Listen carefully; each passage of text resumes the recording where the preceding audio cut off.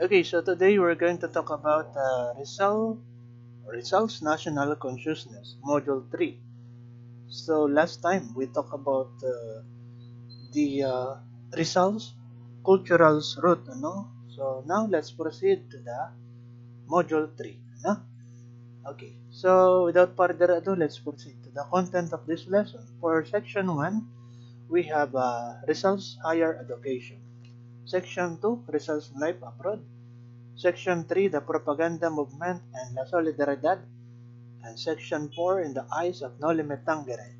So it is expected, that I'm going to discuss only two, okay, section for this point of time, and the other two will be discussed, in the next meeting, okay? So ayun, kasi medyo kukulangin tayo sa oras. Anyway, dito muna, no, sa section 1, higher education of Rizal. So, nung una, sabi nga natin, early education pa lamang, which is nung elementary C o sa Rizal. Ngayon naman, higher education na tumutukoy sa pagiging high school, college, at saka, yon, kumbaga ay para bang masteral, ang datingan. Pero medical, courses. Pero ganoon na rin yung parang level nun, Okay? So, anyway, intended learning outcomes, identify results scholastic achievement and triumph in life, assess result is scholastic performance, and criticize his philosophy on education. Alright? So, ayan. Sige, ating i-proceed na kagad sa next. So, results education at Ateneo Municipal de Manila. Okay? Ang unang katawagan noon sa Ateneo is Ateneo Municipal de Manila. So, una, basahin ko lang muna ito, yung unang stanza. Studied in the Ateneo Municipal, which was under the supervision of the Spanish Jesuit priests. Okay? So, bago ang lahat, bago natin tayo magpakalalim dyan, bigyan muna natin ng short backgrounds, yung usaping Ateneo Municipal de Manila. So, itong Ateneo Municipal de Manila, so ang unang katawagan dyan is Escuela de Municipal. Okay? Escuela de Municipal noong 1859. By the way, itong Ateneo na ito is said to be na siyempre prestigious school in the Philippines. So, nung nakaraang mga ilang taon na nakalipas, nung aking nakita yung ranking, kung pangilan ba yung Ateneo sa Pilipinas. So, nakita ko na ito ay pang-dalawa, okay, na top school sa Pilipinas. So, talagang, talagang prestigious ito. So, syempre, ang una ay UP. Okay, UP Diliman, mga ganun. So, anyway, atin mo nang bigyan ng short background, or history ng Ateneo Municipal de Manila. So, 1859 siya in-establish, So, the Governor General authorized the Jesuits, okay, to take over the Escuela de Municipal. Alright? So, kumbaga, ang dating dito is a public primary school siya na na-establish in Intramuros, Manila. Kasi alam naman natin sa kasalukuyang panahon ng Ateneo is a private school. But the thing is, nung una is public school siya. Tapos, elementary lang yung parang focus niyan. Okay? Na, um, kumbaga, mga pinag-aaralan is for elementary lamang or primary school kung tawagin natin, basic education. So, by the way, yung usapin palang Jesuit, since ito ay una nating maaari na nabanggit sa ating lecture, So, medyo bigyan lang natin ng konting linaw. Kasi, di ba, gusto natin na bawat words ay binibigyan natin linaw bago tayo mag-proceed sa next, para maganda yung momentum ng ating sinasabi or sequence nung sinasabi.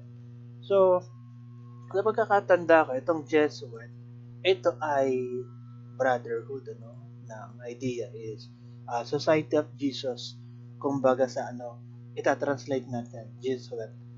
So, ito ay, di ba, mga kahanay nito, mga, let's say, Dominican friars, Augustinian friars, Franciscan friars, yan, tapos Jesuit. Sige, atin nga muna i-differentiate yung mga tatlong yan, So, yung mga nabanggit kong yan, pero particularly yung Augustinian, Dominican, okay, yung mga ganon, and also Jesuit, yun yung, sabihin na natin nagkaroon ng rule sa ating bansa, no? So, yan, mga ganon. So, pagka sinabi natin yung Jesuit, ang focus niyan, ay education and social justice. So, ito yung mga pare, or sabihin na natin religious order. Okay, kung tawagin natin, or a member of Roman Catholic Religious Order. Yun na nga yun. So, ayan, ang focus ay education and social justice. Whereas kapag Dominican naman, more on preaching, teaching, and theological discussion. Talagang more on religious rights, mga ganon. So, pagka Dominican, okay? Pagka naman Franciscan, okay, are on poverty, simplicity, and working with the poor. Sabi ko nga, parang ang idea yung iba pagka-usaping Katoliko, so kilala si Mother Teresa, okay, sa mga pagtulong sa mga mahirap, sa mga kapos. So, parang pwede siyang, hindi naman siya Franciscan, Franciscan friars. Pero ako lang nire-relate in terms of mga ganon, yan ang focus na poverty, simplicity, yan, working with the poor. Okay? So, that's my point. So, anyway, kasi nga, di ba, ang pinag-uusapan natin dito, mga parang pari, ibig sabihin, lalaki. Okay? Mga binabanggit natin dyan. Okay? So, anyway, I hope na nag-guess niyo yung point natin, So, ibig sabihin yung Jesuit ay ang focus talaga niyan is education, and social justice. Doon sa akin nabasa, kung aking i-recall lang, so talagang highly educated tong mga Jesuit na ito. Siyempre nagkalat sa iba't ibang part ng bansa. And they are to serve din yung Pope, Okay, parang ganun eh. So, talagang sila when it comes sa education, tapos serving Pope. Parang ganun yung keyword na ating nahagip, o natandaan when we talk about Jesuit. So, ngayon, ito, nag-take over nung Ateneo.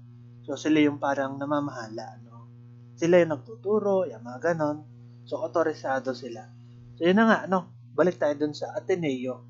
So, 1859, Escuela de Municipal siya, kung tawagin. So, under the Jesuits, yung eskwela na yon eventually became the Ateneo Municipal na. O, diba? Una, Escuela de Municipal ang katawagan noong 1859. So, under the Jesuits, the eskwela eventually became the Ateneo Municipal de Manila in 1865. So, ayan. Doon sa 1865 na yon, offered the bachillerato as well as technical courses leading to certificates in agriculture, surveying, and business.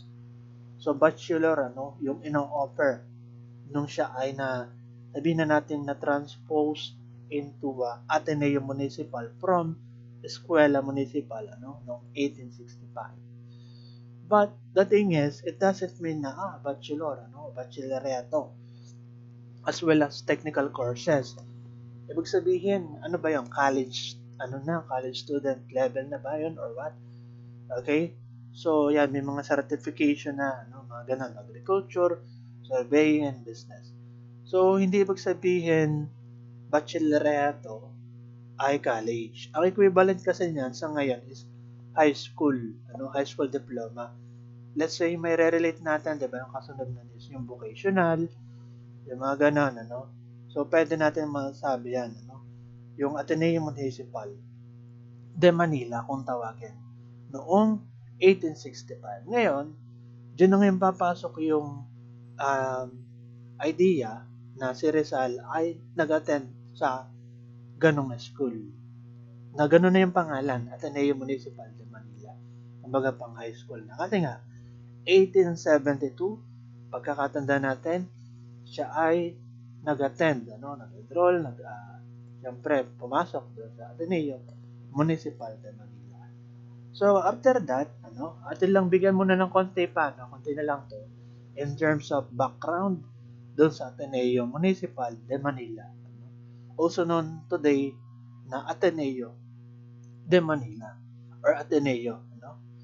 So, when American colonial rule came in 1902, okay, Ateneo Municipal lost its government subsidy. So, what does it mean? So maybe you are familiar or sabihin na natin aware na that it means that the governments no longer kumbaga hawak itong Ateneo na school na ito. Ibig sabihin, hindi na siya public school, kundi private school na siya. Okay?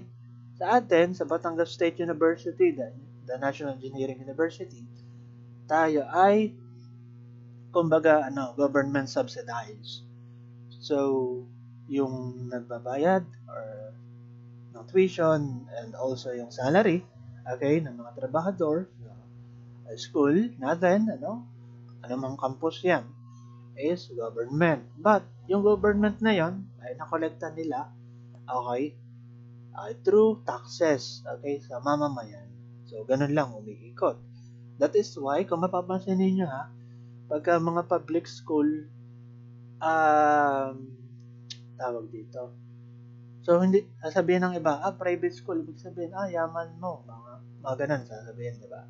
As public school kasi, libre ang tuition. So, okay, so depende pa rin yan sa sitwasyon, And, yung iba, syempre, scholar naman, diba? Scholar.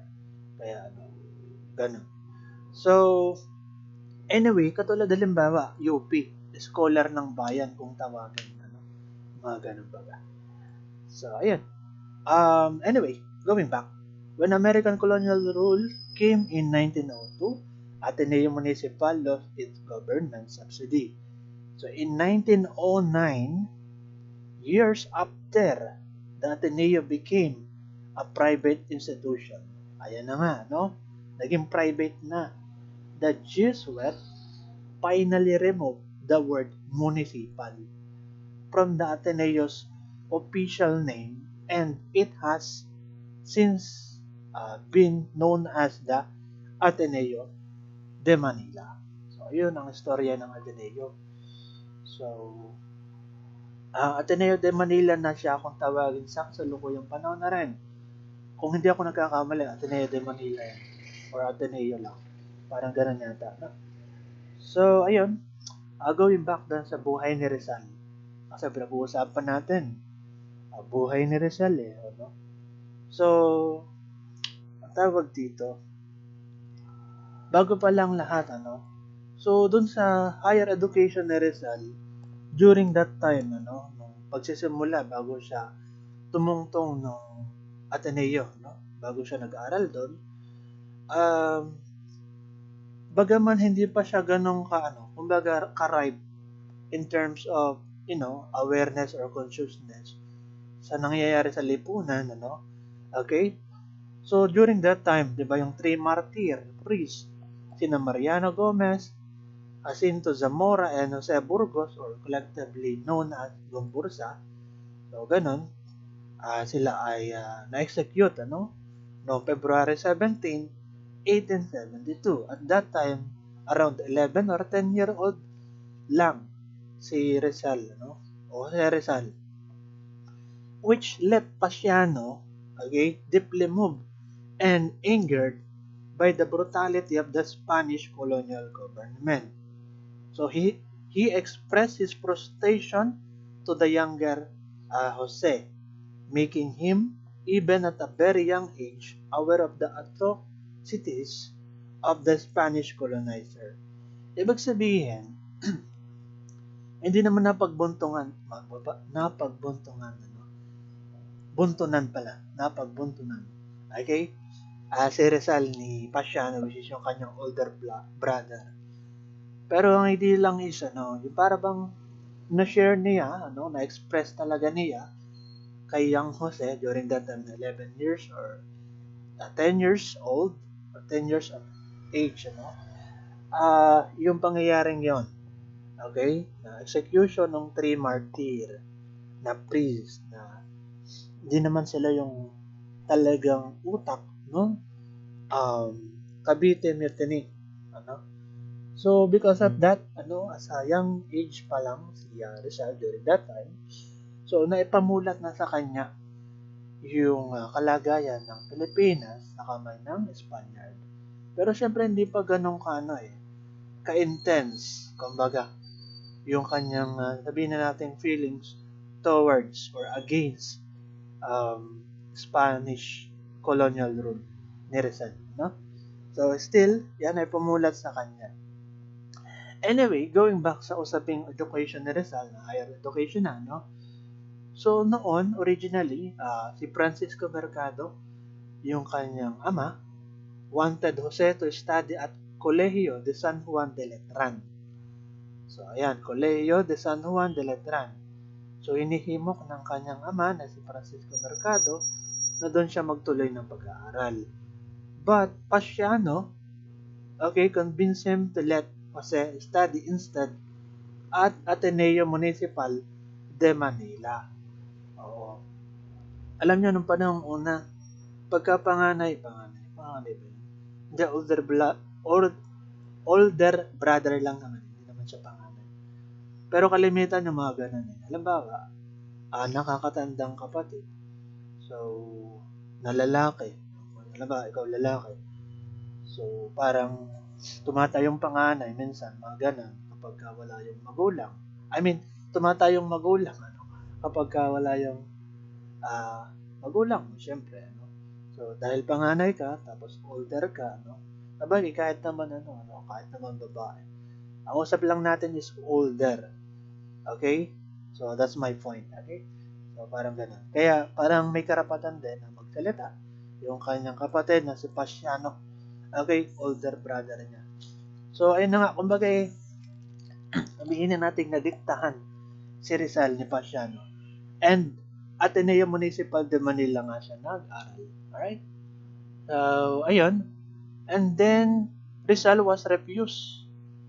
By the way, itong Spanish Jesuit na ito, in terms of standard, mataas yung standard nila, Ateneo was considered the finest school in the Philippines because of the rigorous, talagang extreme, at saka advanced na rin, intellectual standard of the Jesuits. Maganda yung standard yan, Maganda yung mga ganun, matataas yung standard. So, ayan. Anyway, because of that, nakalagay dito, Rizal was refused admission at first because he registered last and looked sickly or frail and small for his age. So, ayun. Kumbaga, anong tawag doon? Yung first impression sa kanya ay ganon. Okay, in terms of his physical features na look sickly, small for his age. So, hindi naman unano Pero maliit talaga si Rizal Pro 11 kahit fully grown na siya, Okay? Or fully grown up. Pero from what I remember, 4'11 yung kanyang height. Ay ito yung pa siya, 10 years old or 11. Parang mga ganun. Di syempre talagang maliit siya doon, Pagpalagay na below average siya in terms of height, Parang ganun talaga. So anyway, ayun na nga, na-refuse siya sa admission nung una. So si Father Magin Perando, okay? Nakalagay naman siguro dito sa ating, hindi ko alam sa notepad, Father Magin, hindi pala nakalagay. Pero anyway, ayan yung kanina, yung parang notes natin. So Father Magin Perando, yun yung sa kanya. Sige, lagay natin dito, Father, wala kasi sa ating sa handout. Father Magin Majin Perando. So, college registrar siya ng Ateneo Municipal. So, ayan. But, the thing is, kumbaga nagkaroon ng intercession. Okay? Mula doon sa, kay Manuel Ceres Burgos. Nephew of the martyred priest. So, ito, syempre, si Manuel Ceres Burgos, ang kanyang tito, di ba, pamangkin, pagka sinabi nephew, ang kanyang tito, si Jose Burgos, or yung father, Jose Burgos, yung isa sa na-execute. So, syempre, malakas yung influence nito ni Manuel Ceres Burgos kasi siya ay, sabihin na natin, kilala yung kanyang tito, okay, talaga. So, ganun. Ay, nakatulong.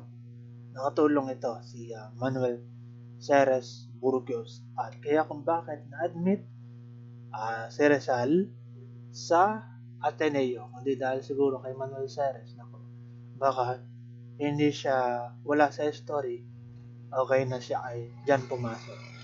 Kaya malaking tulong talaga kapag may connection ka sa iba. Alright? Yun. Idea, no? Pagka may connection ka, malaking tulong. May connection sa iba. Anyway, pero hindi ko sinasabi yung like, say, for example, pagka usaping trabaho, wala lang, naisip ko lang bigla. Meron tinatawag na mga backer daw eh. Okay. Ano ba, may connection ka sa loob ng company. Okay. Ibig sabihin, mas madali ka daw matatanggap, depende naman yan. Okay. Pero, siyempre, in general, tinitingnan talaga yung qualification mo akma dun sa company. Pero sinasabi nung iba, hindi ako matanggap sa trabaho, gano'n. Sabi ng mga fresh grad na, ay, yung iba na may backer, gano'n ang bilis. Okay. Yan. Para bang idea, kapag may connection ka inside, so, mas madali, okay, makapasok. Tama naman din in some way, but, hindi naman laging gano'n eh. So, kahit sa ibang bagay, applicable din yung kapag may connection ka, di mas madali. Ayun. O, ganun talaga ang life, dito sa mundong ibabaw. Alright, anyway, may advantage kapag may mga connection. So, bakit pa tayo napapunta doon? Dito, ating balikan, yung ating binabanggit ng about dun sa history ni Rizal. Yun nga, sabi natin, ang Ateneo Municipal is the finest school, na sinasabi.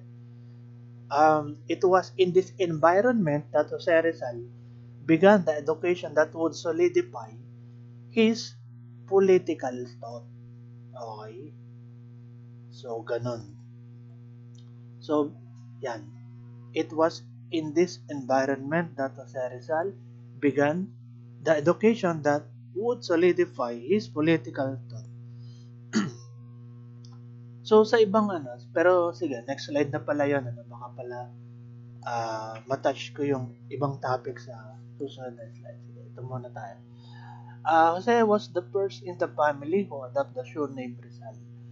Kasi nga, bawal na gamitin yung merkado, which is market, which is connected sa mga Chinese mestizo, na mga ganun, So, kaya Rizal yung kanyang ginamit na surname during that time. Right? So, Jose's first professor at the Ateneo, si Father Jose Beck.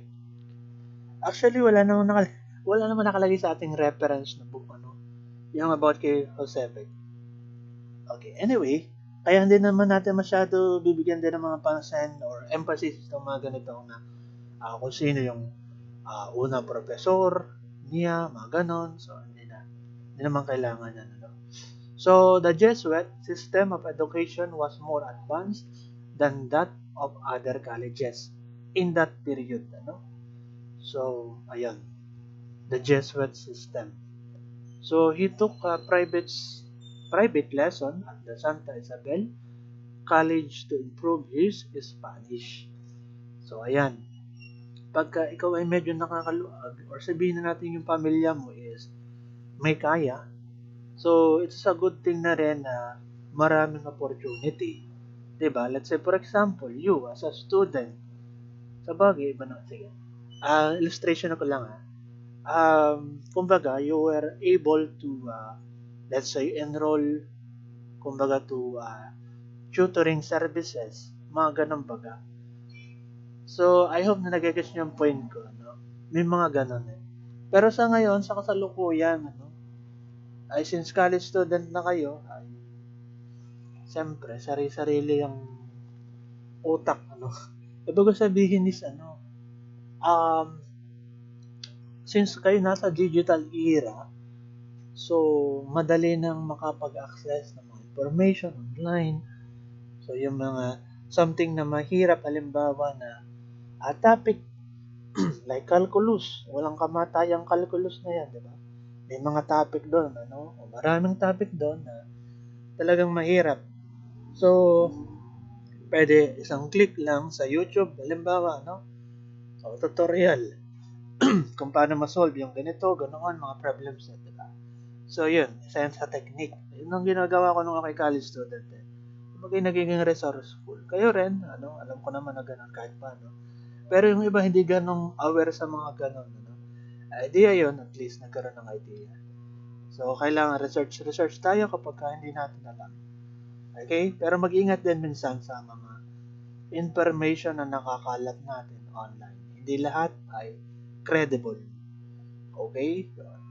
Anyway, balik tayo dito sa pinag-usapan natin. Ano? Ito private lesson. Ayun na nga, no? Private lesson. Santa Isabel College to improve Spanish.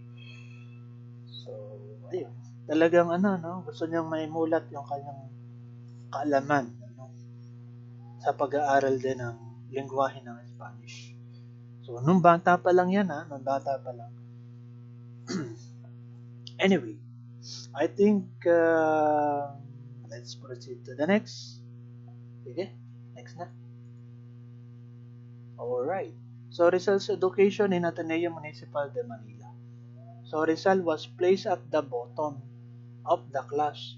However, he progressed rapidly at he progressed rapidly that by the end of the month, he became emperor. Okay? So, ano ba yan? Ang mga emperor na yan. Okay, pakita natin, ano? Merong, dalawang kategorya. Una, Roman Empire. Pangalawa is Carthaginian Empire.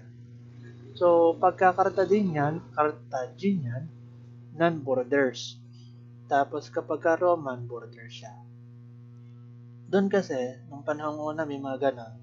Like, nagbo-boarding ka talaga doon sa loob ng school. Yun ang sinasabi eh. So, kaya, interns. So, staying inside the school. So, yun yung parang modern term na masasabi natin kapag interns. Okay? Border ka. So, Roman Empire ka. Ibig sabihin, halimbawa, imagine nyo na lang, puro sa klase. So, yung half doon, halimbawa lang pero hindi naman exact ang gano'n.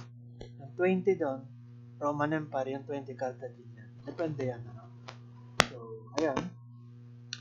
Carthaginian and border externs. Okay. So, ngayon, saan napapabilang si Rizal? Carthaginians was ranked at the bottom of the class. Bottom, kasi pagsisimula pa lang syempre pagka nagsisimula ka pa lamang, kumbaga nag-a-adjust ka pa. Kahit kayo mga college student, sa usaping eskwelahan. So, di ba? First year student, nakatikim ka ng 3, nakatikim ka ng 5, mga ganon, which is, sa bagay, kahit paano nakakahiya, pagka 5, mga ganon.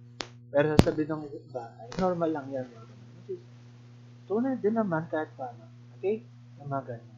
Yung mga dumadaan talaga na kahit anong pilit mo, ay bumabagsak ka. Parang ganyan. Ngayon, pagka first year student, katulad nyo, pagaman kayo ay sa third, sem ng first year, the next sem is second year na, Now, ayan, makakaranas kayo ng mga ganun na grades na mabababa. But, ito lang observation ko lang. Kumbaga, kinoconnecta lang natin sa real life situation. Pagka tumutong na kayo sa mga second year, third year, or even fourth year, doon yun na matatamasa na um, para bang nag-i-improve kayo. Okay? In a way na, let's say for example, laging puro 3 yung grades nyo ng first year. Anong second year naman? Puro 5. Hindi, joke lang.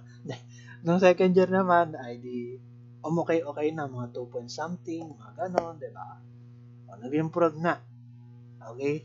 That's my point. Nangyayari talaga yan. Ano? Kasi nga, pagka first year, nag-adjust pa. So, ano, yun.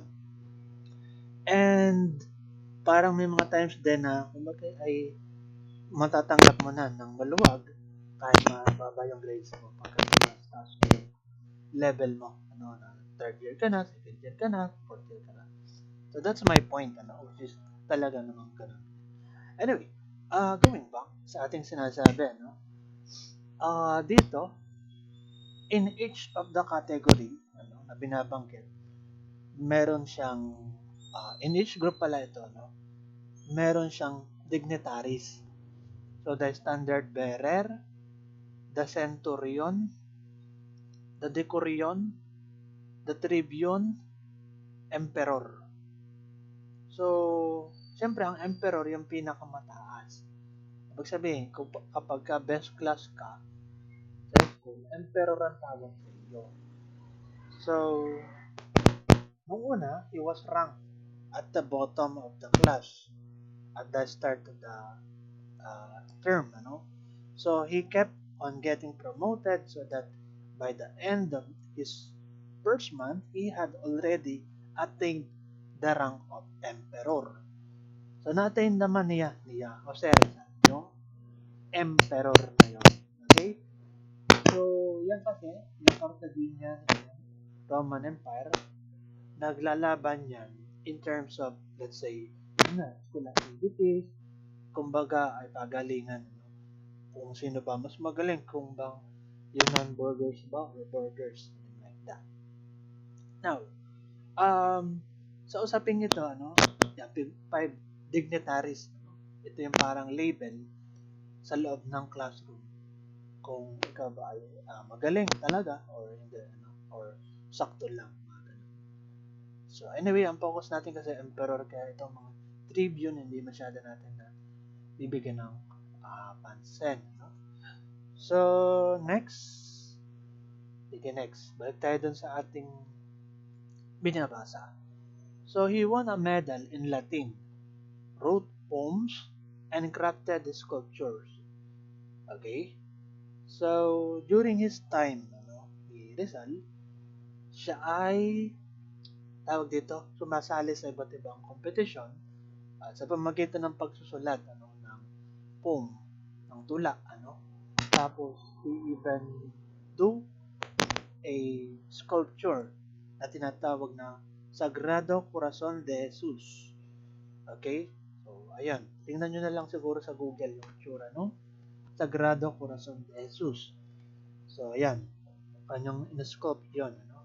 He obtained the degree of Bachelor in Artes and was awarded sobresaliente or outstanding. So, ganun. No? Sabi nga natin, equivalent yan to present day high school diploma. Ha? Paglilinaw lang kahit tingnan nyo sa ibang reference. So, on March 23, 1877,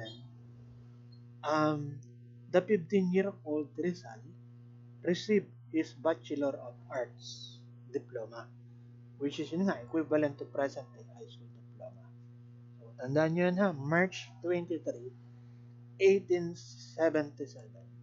Wala kasi sa ating handouts. So, anyway, he obtained the highest grades in all his subjects and graduated with the highest honor. Sana all. Highest honor. Okay, anyway. Diba, alam ko sa inyo, pagkakalam ko, sa ating klase, medyo marami naman na nagtapos ng high honor nung high school. Ano? Based dun sa background na nakikita ko, ilan sa inyo. Ayan, may mga high honor. Hindi ko lang sure kung may highest honor. No? Okay, sa ating klaseng ito, may gumraduate ba ng highest honor o wala? nung high school ang tinutukoy ko. Or with honor, yung mga ganon. So, ayan. So, anyway, ang tawag dito, siyempre, sa paglipas ng panahon, nag-iiba yung katawagan. Pero hindi ko na kayo tatanungin ha. Kasi medyo um, awkward ang dating kung tatanungin ko na, sino yung mga student with the highest honor ng high school? Or sino yung mga student with honor or high honor? Diba? Hindi ko na yung tatanungin na. Okay. Ating ano yan eh. Okay. Anyway, balik tayo dun sa sinasabi natin. So, iba yung katawagan dati. Mga ganyan. Hindi nyo naabutan. Iba sa bagay. Hindi naman ay high honor, highest honor, with honor. Siyempre, yung mga dati yung valedictorian, katawagan. Okay. First honorable mention, second honorable mention, yung mga ganun katawagan. Parang hindi nyo naabot yung mga ganun. Hindi ko lang sure. No? Okay. Pero baka nung elementary na naabot nyo yung ganun katawagan. Pagka-usaping mga gumraduate, ano? With distinction. Okay, so ngayon, mga ano na lang, ano? High honor, high honor, high honor. Wala nang mga tawag na, valedictorian, valedictorian. Sabagay, sa ibang, ano, sa ibang school system, ano? So, ganun parang tawag. Pero common naman. Aking sinasabi na, high honor, highest honor lang. Anyway, sige, next. I think, okay na siguro, no? Itong ating discussion dito sa first part, no? Rizal is the most brilliant Atenean of his time. He was truly the pride of the Jesuit. Okay? So, ayan. So, anyway, I think let's proceed to the next. Eto na. Rizal's education at the University of Santo Tomas. Ayan na, no? Santo Tomas. Kumbaga, nag-transfer na siya sa mas mataas pa, which is ito, college na, no? Ang datingan dito. So, dito sa Santo Tomas, ang tawag dito, after finishing 1 year in philosophy and letters, Rizal transferred to the medical course. Tawag dito. So, ito, siyempre, nung college siya, 1 year in philosophy and letters. So, ganun. Kumbaga, Rizal pursued further study. But, the thing is, this was strongly opposed by his mother, for she believes that gaining more knowledge, just like in the story of the monk, young monk and older monk, would only endanger his life. However, with the support of his father and brother, Rizal went on to attend the University of Santo Tomas to study philosophy at saka yung letters. Philosophy and letters, parang yun ang kanyang pinaka-major or major niya. Yan nga, philosophy, di ba? So, yun talaga yung parang gusto niya eh. About doon, philosophy, letters. Pansin ko lang ewan ko lang, pero siguro coincidence. Yung mga something na influential person, marami, nabawa, tapos ng philosophy. Okay, mga ganun, katulad, ibang usap naman yan, ano. Marami ako naisip mga ganun. Tapos ng philosophy. Na something malaki yung influence sa society. Anyway, katulad lang ba, pero ibang usap to, si Bruce Lee. Nagtapos siya ng philosophy, mga ganun. Talagang, Anyway, ayun na nga, huwag natin patagalin pa. So, nag-transferred si Rizal ng medical course. Okay? So, sa medical course, it was unhappy days. Okay? Not happy at UST. And this reflected on his grades. So, kumbaga, kung nung dati, laging excellent siya. Pero dahil hindi mo gusto yung ginagawa mo, or hindi mo gusto yung environment sa iyong ginagalawan, ay nakaka-apekto sa iyong performance. Ganun din sa ating buhay, di ba? So, kayo mismo mga student, alam ko nararanasan niyo yun. Kapag ang environment mo, halimbawa yung mga kasamahan mo, di ko alam kung kaklase mo, or kapamilya mo, or kaibigan mo, kabarkada mo, okay? Kapag sa tingin mo, halimbawa, hindi sila something na makapagdudulot sa iyo ng, let's say, kasiyahan, or let's say, sabihin na natin toxic, yung environment mo, talaga makaka-apekto yun sa iyong performance, sa iyong quality of life. Ganun naman talaga yan eh, di ba? So, maraming mga instances, okay, na nangyayari na ganun. Alright?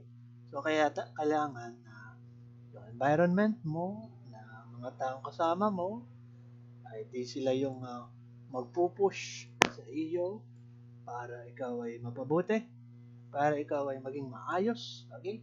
So, para sa iyong kabutihan, parang ganun. So, that's my point. Now, the thing is, ito si Rizal, during the time na siya ay nag-a-attend doon sa UST, so, hindi maganda yung kanyang experiences doon. Okay? By the way, Rizal was still a good student. Above average pa rin naman, kahit paano, though not excellent. But none his classmates were excellent either. Oh. So Rizal was not as sabihin na natin gifted for medicine as he was for the letters, okay, and arts.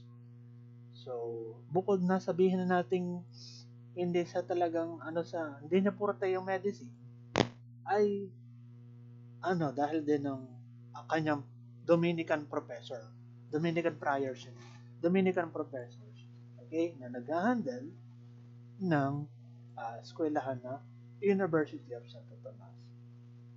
So, anyway, sige, dito muna. Nakalagay yan dito eh. Rizal was unhappy at the UST because the Dominican professors were hostile to him.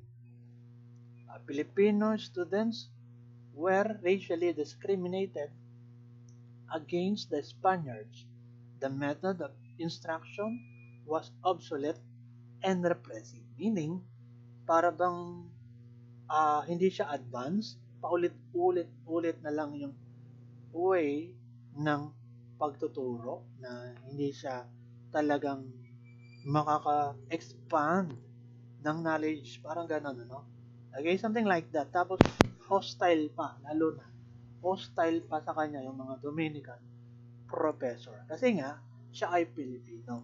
Nagkakaroon ng discrimination sa mga Pilipino. Okay? So, yan, that's the reason why hindi siya masaya.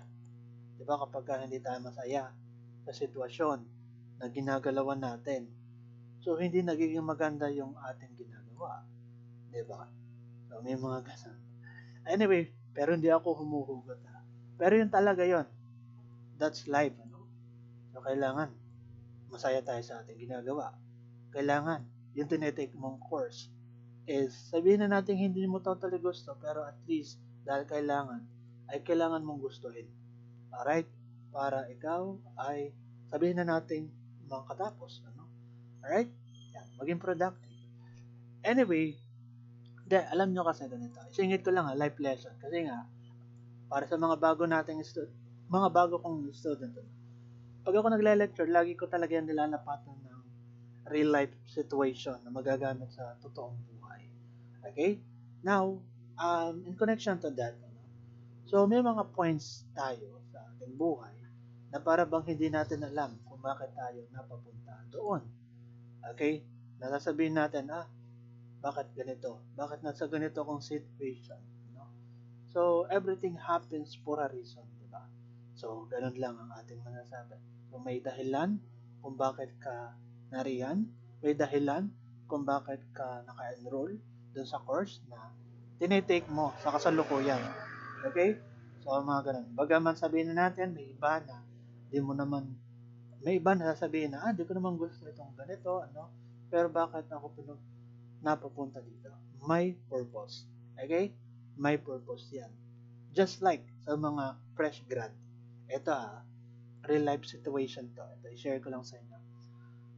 Alam nyo, pagka fresh grad, di ba, alam mo, fourth year, tapos kung graduate, syempre maghahanap ng trabaho. Kalimitan, dito sa Pilipinas, mahirap maghanap talaga ng trabaho. Hindi ka kagad matatanggap. Pero na lang siguro kapag meron kang accomplishment na malaki, ano? Okay? Na, wala kang experience pero nakita yung accomplishment mo na something big. Like, for example, nagtaas ka ng magna cum laude. No? Taas cum laude, mga ganun. Pwede rin, masabi natin, pero depende pa rin yan.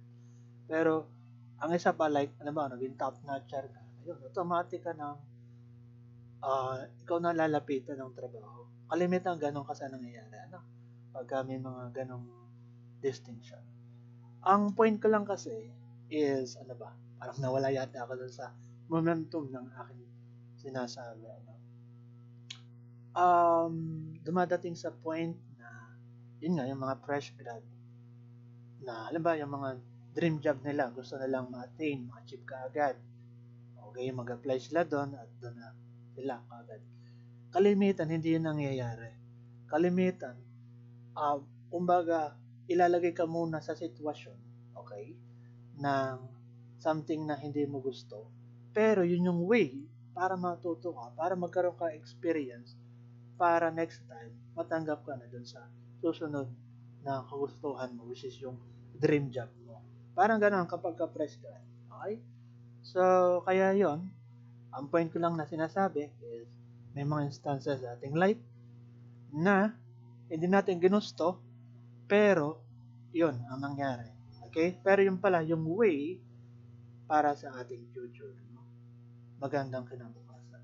Anyway, sige, balik tayo dito sa usapin. Bago ako napapunta doon. So, usapin ni Rizal, yan, UST siya, UST. Full of controversies and hardship compared to his time in Ateneo. Okay? Tapos, ano pa nakalagay din? Rizal took up medicine following the advice of Father Pablo Ramon, director of the Ateneo, and also to cure his mother's growing blindness.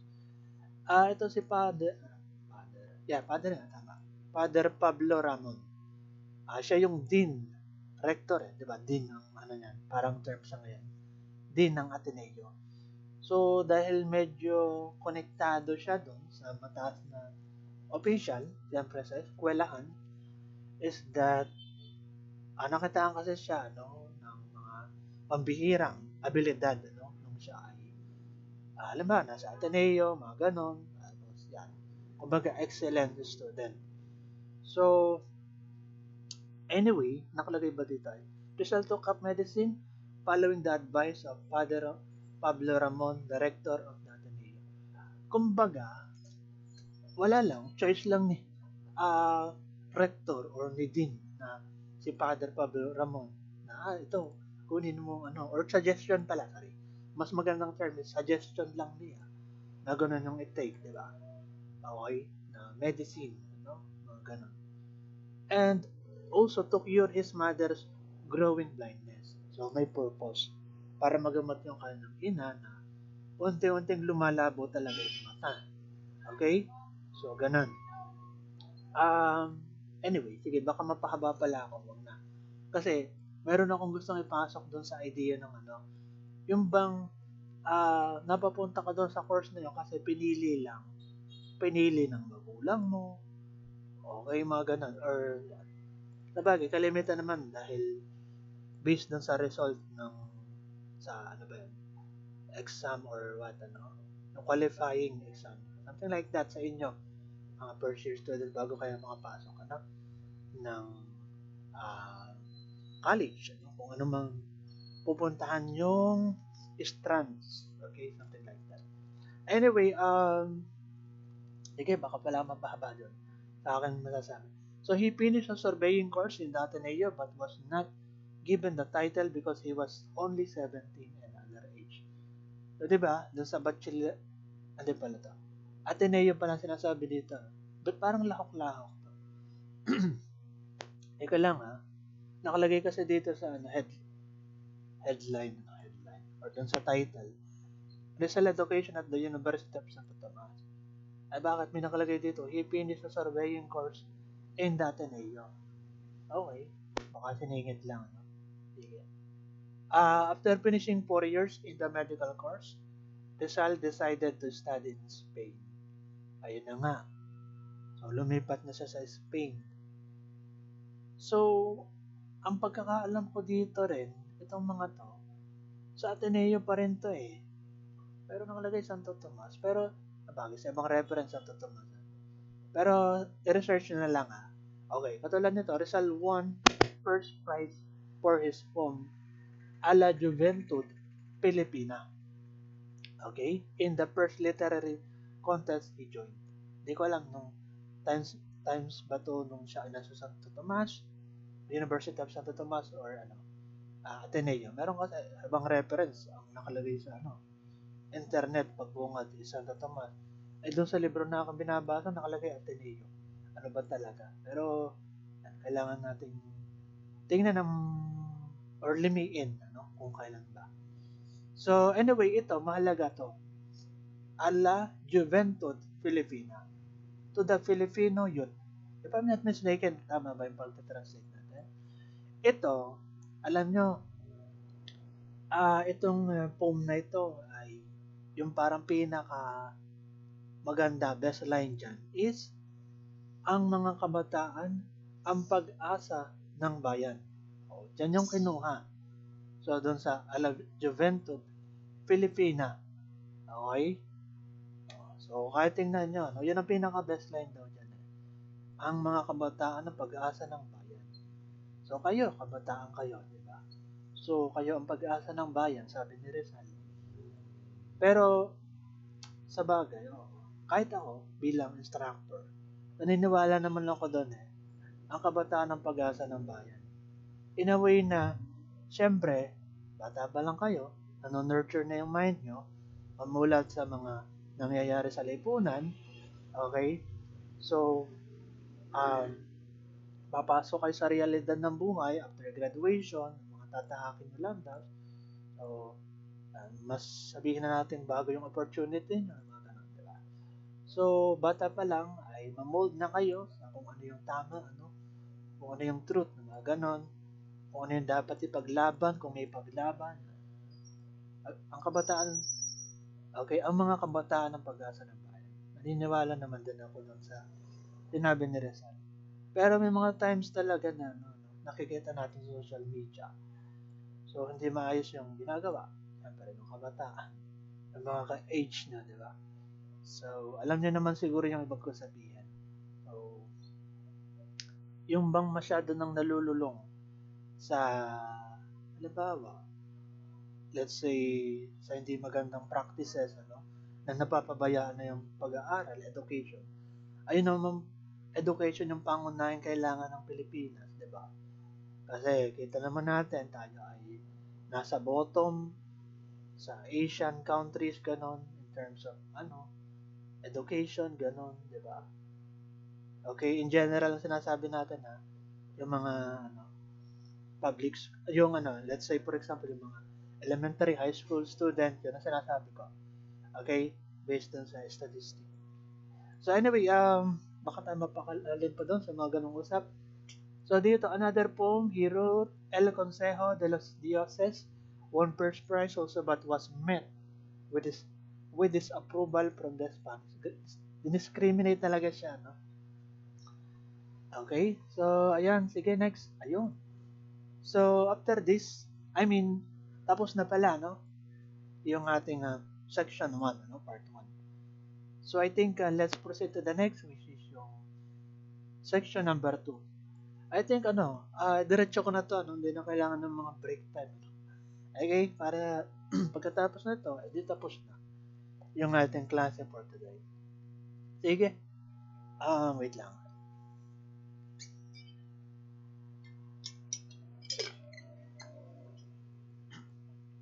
Okay, so section 2, Rizal's life abroad. Intended learning outcomes. So una, analyze the experiences Rizal had abroad that helped shape his nationalist sensibilities. Identify the different places that Rizal had been to and the people he met on his travels who might have inspired him to be a propagandist. Assess the significance and success of Rizal's mission abroad. Um, Yun nga, si Rizal ay nag-live sa Manila. Okay, nag-live sa Pilipinas. Ano?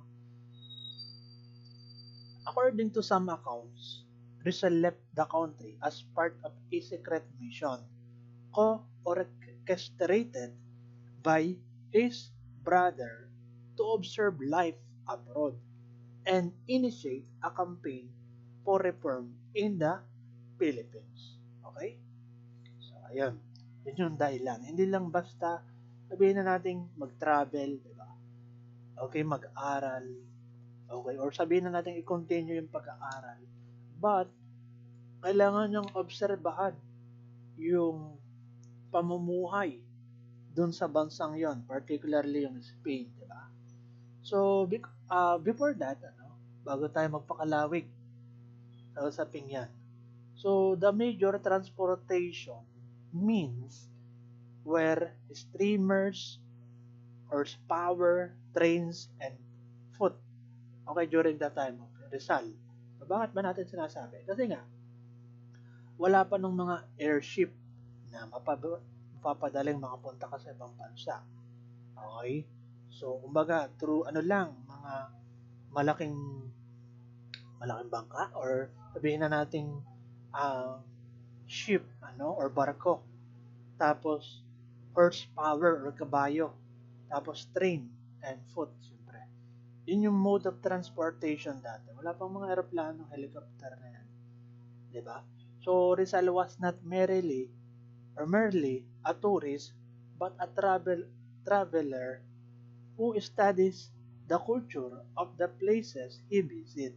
So, kumbaga, may purpose. Okay, kung bakit ka nagta-travel. So, ganun ang idea. So, he is also traveling to acquire more knowledge, most of which are sciences and literature. Okay? Anyway, sige, let's proceed na dito sa ating binabanggit yan. So, noong 1882, after finishing his fourth year at the UST, Rizal left for Spain to continue his studies there. So, which is sa University, ano ba yun? The Central de Madrid. Tama ba yun? So, yun. Pagkakatanda natin, Universidad de Central de Madrid, if I'm not mistaken. Tama. Pagkaka-recall natin. So, doon siya mag-enroll to continue his study. Pero in medicine Oo, in medicine talaga. So, he left in secret as part of a secret pact with his brother Pasiano. Ibig sabihin ng pact dito ay treaty or parang kasunduan. So, if I'm not mistaken. So, his trip was primarily funded by Pasiano, who regularly sent him money for his upkeep.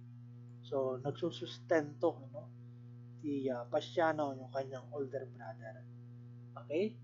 But the thing is, when the agrarian crisis in Calamba took place, Rizal's allowance was delayed, and he had to pawn the diamond ring his sister Saturnina gave him before he left for Spain. By the way, yung pag-alep niya sa tawag dito, Manila, papuntang Spain, ay hindi alam ng kanyang magulang. At hindi rin alam ng kanyang lover na si Leonor Rivera. Okay? By the way, hindi na natin nabigyan ng pansin na yung mga babae ni Rizal. So, hindi naman masyadong kailangang bigyan ng masyadong emphasis. So, pero syempre, alam naman natin, marami ang babae sa Rizal. So, during that time, si Leonor Rivera, yung kanyang iniirog, Okay, bago siya, pumunta siyang Spain nang walang kaalaman nila. Okay, ng kanilang family, nila more na pera. So anyway, pero still, may mga, sabihin na natin, budget si Rizal. Katulad halimbawa, yung diamond ring, nung binigay daw ni kanyang sister, ni Saturnina. Dahil nga doon sa problema na nagkaroon ng agrarian crisis sa Calamba, yung hacienda doon, di ba, mga ganun. So, no choice si Rizal, since delay yung pagsusustento, suporta ni Pasiano sa kanya, so, isinangla niya yung diamond ring. Diamond pa yun, ay siguro during that time of Rizal, ay bihira yung may mga ganun. Yung may mga diamond. Nasa middle class talaga kasi sa Rizal, anak mayaman yan. Kaya may mga ganun. So kahit nga sa kasalukuyan, di ba? Meron ba sa ating may diamond na possession? Di ba parang bihira? Baga sabihin, yung pangkaraniwang Pilipino, yun ang sinasabi ko. So anyway, ayan. And then, basahin ko lang doon sa isang reference natin. He even had to cut his living costs, which meant skipping meals and eating tuyo or dried fish. So dahil nagtitipid siya, kailangan niyang minsan nag-skip ng meals or hindi nakain. So minsan kumakain siya ng tuyo, literal na tuyo okay? So Rizal also had problems in paying rent, which forced him to move from one place to another. Anyway, on his way to Spain, he was able to meet many people and visit many places. He had stopovers in Singapore, Colombo. Colombo nga ba ito? Parang ba yata yun? Colombo. Pagkakatanda ko. Sri Lanka, Egypt, and Naples, Italy, France before arriving in Barcelona, Spain. Kasi nga, ito muna, dun sa kanyang mga nadaanan, like yan, mga Singapore, Colombo, Sri Lanka, Egypt, Naples, Italy. Kung ipapakita natin sa tawag dito, sa mapa natin. Okay? Sa mapa, Google Map. So, yung Manila to Spain, tingnan nyo So, yung Manila, kasi nasa Manila siya, di ba, UST. University of Santo Tomas, Manila yun. Ay papuntang Spain, ay malayo pala. Alayo. 17 hours daw approximate. Kung gagamit ka ng aeroplano, sasakay ka. Layo. Papuntang Spain yan. Ay, yung mga nadaanan niya, like, di ba nabanggit? Italy, ano pa? Yung kanina, Di ba? Yung isa, nawala tuloy ako. So, Nepal, mga ganyan. Yan, etc. Basta marami siyang nadaanan bago siya nakapuntang Spain. Ganun naman talaga, di ba? So, alam nga namang dederecho ka agad sa Spain. Ay may mga stopover dyan, tinitigilan, ng airlines, okay, sa iba't ibang region, bago magdire-diretso. So, anyway, tabagay, hindi pa naman ako nakakasakay ng aeroplano, hindi ko alam yung sistema pala, pero, yun ang alam ko pero, yun. Anyway, marami talaga, I mean, ang layo ng destination papuntang Spain. So, sige, balik tayo. Okay, so sa ating binabanggit, nasa na? Mga nadaanan niya. Halimbawa sa Singapore. So, sinasabi na sa Singapore, he witnessed how people in Singapore displayed a carefree attitude in whatever they did. Okay, this was because their rights as citizens were respected and their authorities were not abusive. So, ayun. So, ang ganda pala sa Singapore, Talagang ang sistema doon ay maayos. So, kahit during that time, parang ganun. So, alam nyo, maraming country na ganun na organize in terms of yung mga batas, So, kukunti lang yung corruption, mga ganun. sa ibang bansa, no? Minsan kasi hindi talaga maiwasan ng corruption eh. Kahit maliit lang. No? Kaya sinasabi ko, konti lang talaga yung corruption. Oo, sa ibang bansa. Sa atin laganap ang corruption sa Pilipinas. Oo, kahit mga government official na mababa. No? Okay? So, ayun, ganun talaga. Halimbawa, pero hindi ko alam kung ano ba. Appropriate ba itong sabihin. Pero, yung nabalita, sige, hindi ko na lang pangalanan, ano, governor siya, governor siya, ngayon, siya ay pagpapakita na maganda yung imahe niya sa kanyang kababayan. No? Okay? Tapos, yun nga, kinasal siya, para tuloy may idea na kaya, no? Kinasal siya sa mas bata, no? Hindi ko alam kung kalahati ng edad niya. Okay. So, maayos yung kanyang, sabihin na natin impression sa mga kababayan, the way he speak, ano, mga ganun.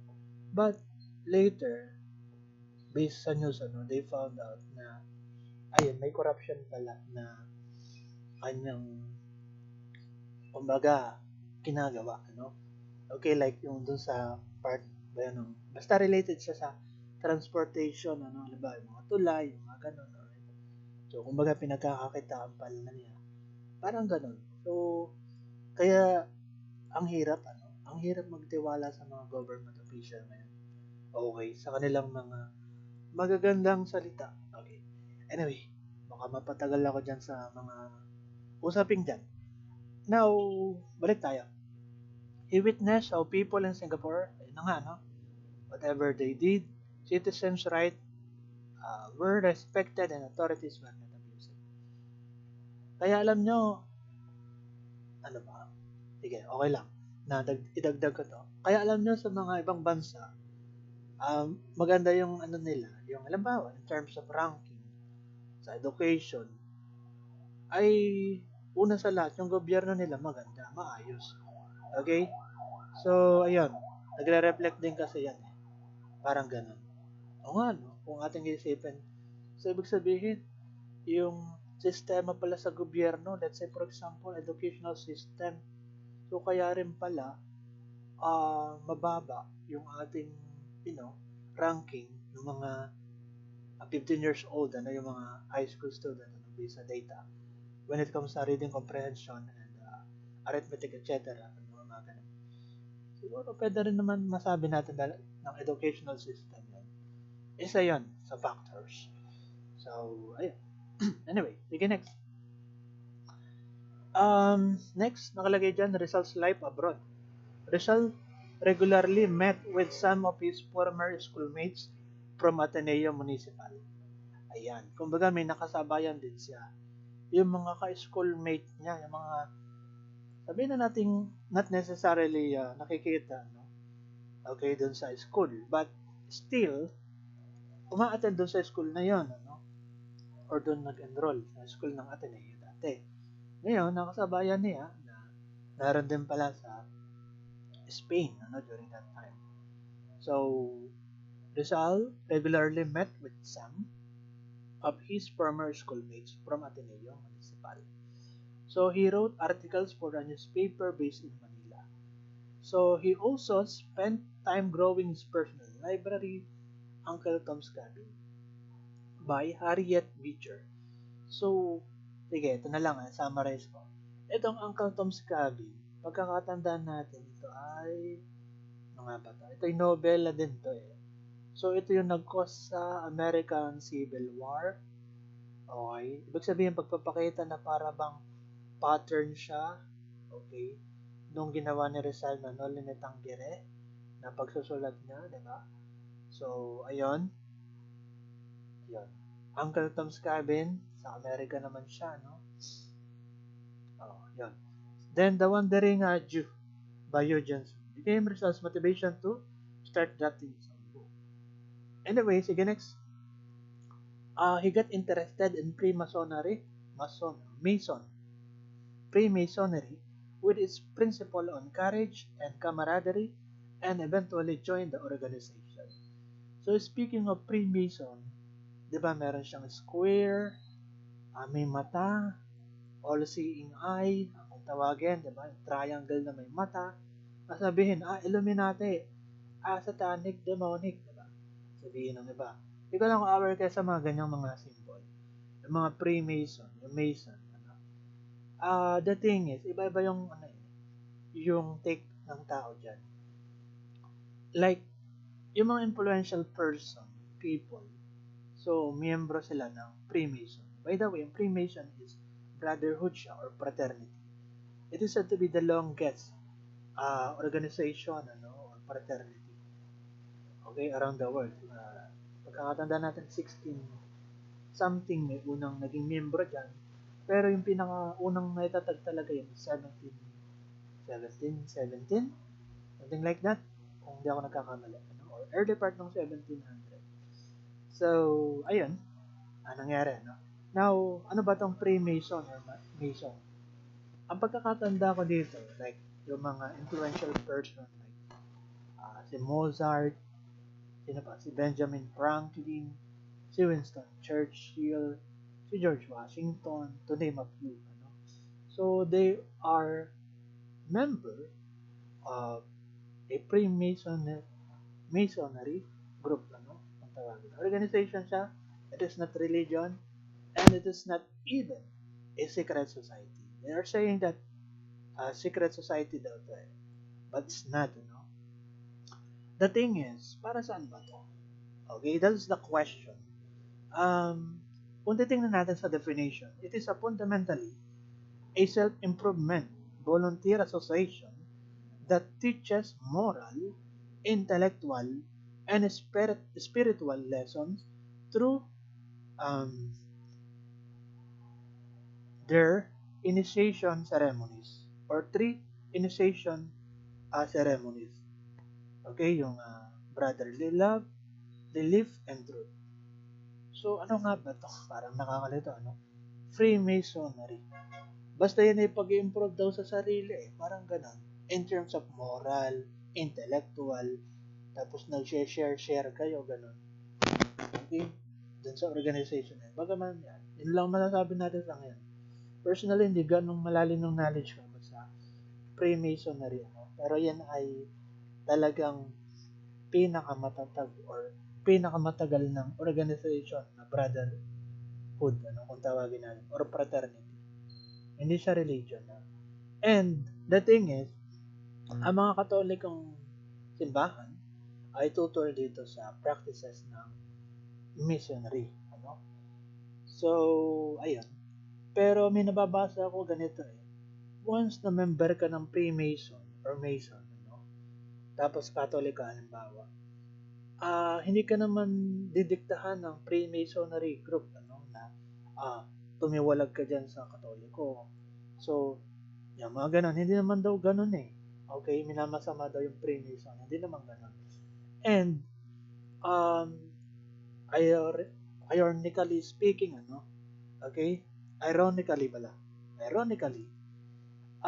sila, yung Freemason, naniniwala or dapat kang maniwala na may Diyos. There is a grand architect of the universe. Something like that, sa ating pagkakalanda. Yung may supreme being, yung mga ganon, Okay? So, ayan, ating magkakatanda. So, anyway, nasa na tayo? So, ayan, sumali si Rizal doon, So, he regularly attended meetings and joined groups organized by Filipino students in Madrid. Rizal also busied himself with learning different languages and still found time to continue drafting his book. Sige, skip na natin. Next. Dr. Jagor book inspired Rizal to do something to emphasize that education is the answer to the Philippines' current social condition. So, yun. Tama naman yun Lalo pa yung panahon noon is, ang mga Pilipino ay indolence or lazy. Tapos walang maglakas loob. Or sabihin na natin kukunti lang, naglalakas loob na paglaban ng sariling freedom natin. Sa bagay, because we lack of education during that time. So, paano tayo gagalaw kung hindi natin alam yung ating gagalawin or paggagalawan, So, that's my point, So, ayan. Ano pa?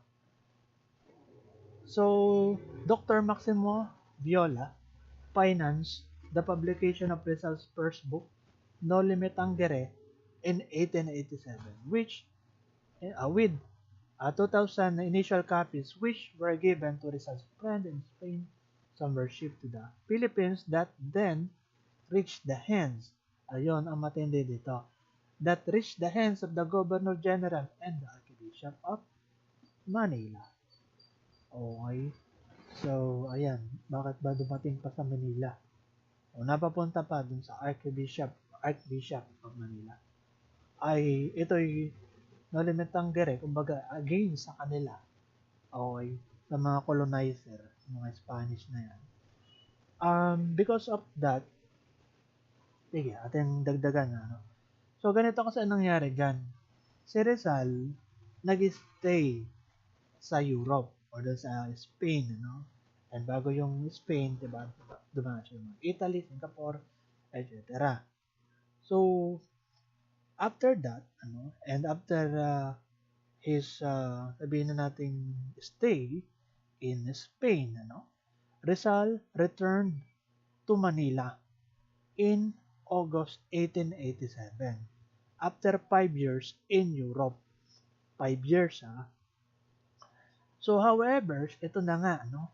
His homecoming was met by the prior's furor over No Limit Tangere. Okay, para bang nanggagalaitis, agalit, ano? Okay, dahil doon sa naratnan ng, or sabihin natin, na-receive ng mga Archbishop of Manila, okay, mga Spaniard doon, yung No Limit Tangere. Nabalita yan. Napakalat yan. The Archbishop of Manila issued an order banning the possession and reading of the novel. Ayan, dapat hindi ipakalat. Sabi niya, no, ng Archbishop of Manila. Yung ganong libro na yon. An order that was later reinforced by the Governor General. Kaya, anong nangyari ganito? Di ba siya umuwi ng Pilipinas sa Manila after 5 years stay sa Europe.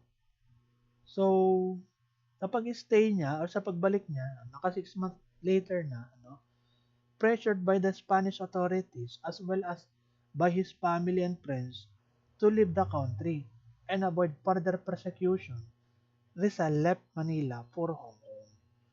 So, ibig sabihin, dahil may natatanggap siyang threat, ano, from the Spanish government, ano, dahil sa napabalita na ganon, okay, yung Nolimitang Gire, na-publish, ano, tapos yung story about doon, di ba? About sa against the cruelty or harsh treatment sa mga Pilipino, okay, lalo na, no?